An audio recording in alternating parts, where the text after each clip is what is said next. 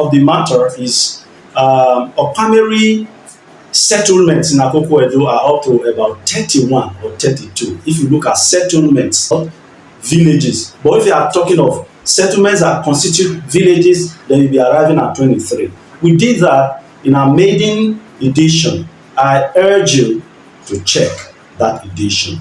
But today, I want to underscore variety classification in Okpameri.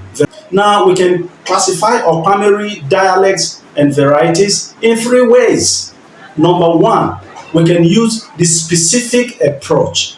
The specific approach takes you to individual towns and villages.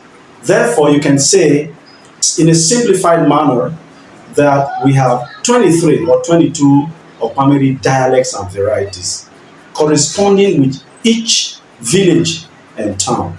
However, you can use a second approach, and that is the generalized broad classification into three varieties. And these are, one, what we have termed the mainland variety or varieties, and then two, the centralized varieties. We need to add that. And three, the hilltop or mountains varieties. The centralized varieties will be found around the Ogugu variety, Ekpe variety, Makeke variety, and Onyaza variety are the most centralized, or is, because they look so similar and they have words from all the other varieties. As you will see later, the Makeke people actually migrated from Imoga and settled where they are now. So they took a chunk of the mainland variety along with them, and when they settled in the uphill now or mountain terrain, they now got influenced by the uphill or hilltop varieties. Therefore, we come to the conclusion that they are the most centralized of Okpameri varieties. We are going to account for all the varieties. No one will be left out in the compilation of our dictionary. Remember, we said that no variety is superior to anyone, but we'll have a standardized variety at the end of the day. Once the dictionary emerges, and as we go on in this program, a variety, you will see what we're doing. It's going to be some very creative mixture of Okpameri varieties to have the standard variety, as is spoken in Makeke, Ekpe, and Ibilo market. A variety is emerging from Ibilo market every 5 days, Akpe or Ekpe day. A variety that agglutinates all the varieties of Okpameri spoken is emerging from Ibilo market. We will zero in on that, and the one of Ekpe, mainland and all that, to form our standardized variety. Of course, the third approach of classification is dialect clusters. We have 9 clusters of dialects spoken in Okpameri. First one, the Imoga dialect cluster, spoken in Imoga, Aduge, Eko, Elomo, Oriokpe. Those are the Imoga dialects. Ibilo dialect, spoken in Ibilo and Ekpe. And then there is the Afeye Ebune dialect, spoken in Ekiron-Oke and Ekiron-Ile. You have the Lampese Bekuma variety, spoken in Ilekpi, Central Lampese, and of course, Bekuma, and until recently, Ubelemi of Bekuma. Ubelemi has moved down to join Central Bekuma now as a result of the land dispute between Ekpedo and Bekuma people, which culminated in the burning of houses some time ago. We have the Makeke, Ekpe, Ogugu, Onyaza variety. And then we have the Orjah, Dagbala, Orjirami. In Orjirami, of course, we have Afekunu, we have Orjirami Dam, and we have Orjirami Beteshi or Orjirami Betesh. That's another variety cluster. We have Somorika, we have Onumu, Onumu-Oke, and Onumu Isale. And of course, Ugbe, Agbaneshunu, that's another variety. The other variety towards the western part, we have Rusiayegule and Eshawa. That's another variety cluster. And then, of course, we have Uboshi Afe and Uboshi Ele. Those are the varieties. There are 9 clusters of varieties. They are all similar, but within these clusters, some are more similar than the other. The thing about each variety cluster has its distinctive features that make it outstanding, stand out from all the others. Imoga variety, for example, they Imoga people, Aduge and Eko, they go for strong phonemes. For example, instead of Mizi, and Imoga man will say Miji. Instead of say Orjah, they will say Orjah. Then the Ibilo variety is full of clips, no long thing. Where other variety will say Ukunomi for okra, and Ibilo person will just say Ukuno.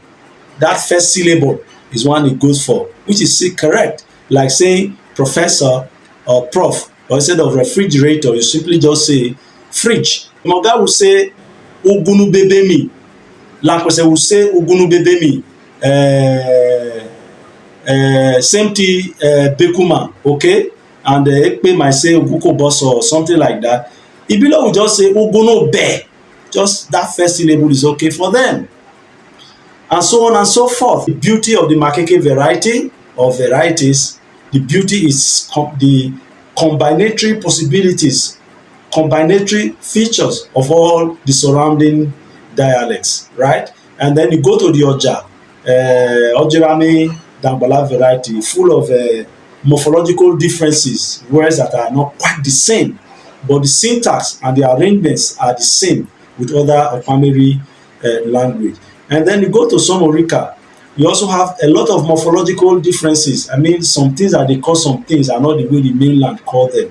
Morphological differences, not much of syntactic differences. And they retain, because they were initially isolated in the uphills as a result of wars and all that, you know, they retain some of the old words of that language I talked about that was being used as the lingua franca in the area, in the old Okpameri kingdom that I delineated earlier, you know, and so on and so forth.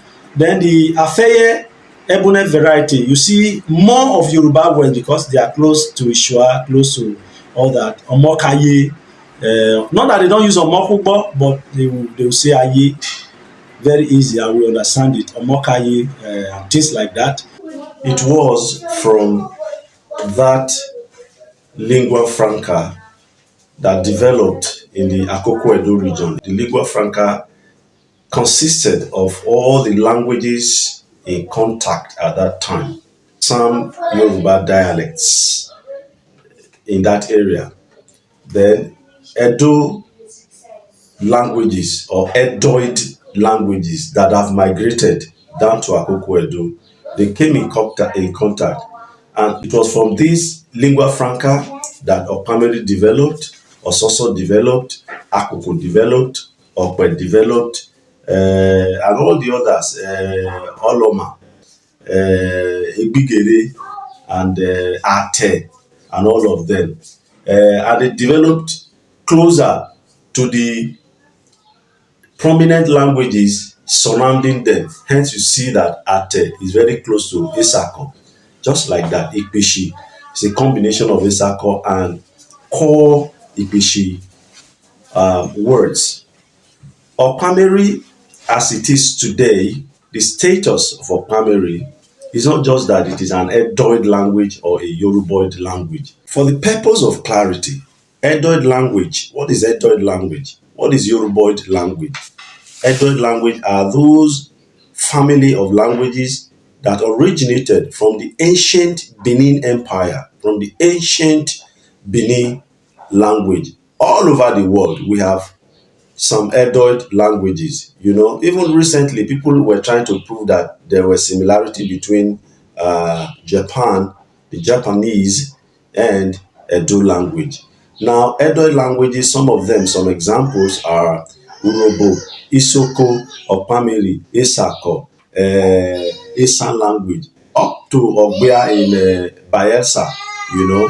And then if you go east, if you go westward, you have Edonakure, Sobe, Ura, Afuze, Uleloa, then in Akoko Edo, you have Okpameri, you have Uneme, you have Ososo, you have Akoko, you have Okpe, you have Igbigere, you know, and so on and so forth. These are called Edoid languages. The Yoruboid language is an example, a descendant of the Yoruba language. We have many of the Yoruba dialects spoken in different parts of Nigeria are Yoruboid languages up to the Republic of Benin and even in Brazil. You will call those Yoruboid languages. The features are those of many languages combined. The major ones are Edo and Yoruba, and then pure Okpameri words that you ain't going to hear or see in any other language. Igbira is there, even Hausa Esako is there. In small proportions, they are there. By the time we finally compile the dictionary, we'll be able to account for the etymologies, that is, origin of all the words in specific percentile terms. Our sons and daughters at home and in diaspora, this program will afford them the opportunity to learn that language from a native speaker who grew up in the native environment. We need your assistance in the language development program and in the compilation of our dictionary. We need your assistance. I have made up my mind that whatever is going to cost me, no matter how little my resources are or how large and expansive my resources are, I'm going to use it for the development of my people. What is knowledge if you cannot use it to develop your people? What is knowledge that you have acquired if you cannot use it to leave something behind for your people? What is money?